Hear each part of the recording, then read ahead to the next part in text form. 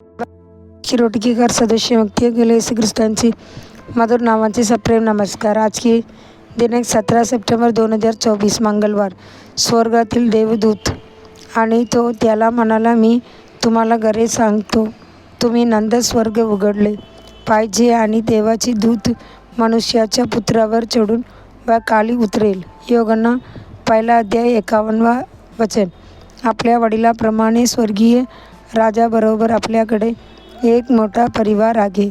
आमची कुटुंबात आम्ही या जगात संत आहोत। आमच्याकडेही आहे कचरा, देवदूत, करूब आणि सेराबीम। जेव्हा कोणी क्रॉस येतो तेव्हा त्यांचे पापाची कबूल करते आणि त्यांचे देव म्हणून स्वीकारते, तो गौरवशाली स्वर्गीय कुटुंबात सामील होतो।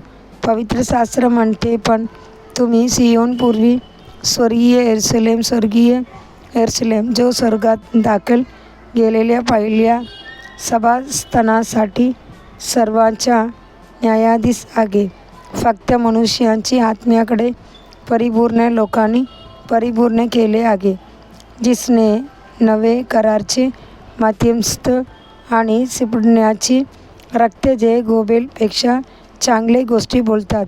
इब्री लोकांस 12:22-24 जेव्हा आकाश उघडले जातात तेव्हा देवदूत खाली उतरतात आमची मध्य आणि ते आपल्या सर्व प्रार्थनांचे उत्तर आणतात। जेव्हा तरुण जाकोब प्रवास्य एक अनाथ म्हणून एकट्या परमेश्वराने त्याला दाखवले, पृथ्वीवर एक शिडी उडी केली आणि तिचे शीर्ष स्वर्गात केले आणि तिथे देवदूत चढत व त्यावर उतरत होते। उत्पत्ती 28:12 ते शिडी ख्रिस्ताचे प्रतीक आहे। येशू आमच्या स्वर्गीय कुटुंबात आमच्याकडे हजारो देवदूत आहेत, त्यांच्याबद्दल शास्त्रवचने सांगते की तारणाचे वारस मिळण्यास त्यासाठी सेवाकार्यासाठी त्यांनी पाठविले आहे का।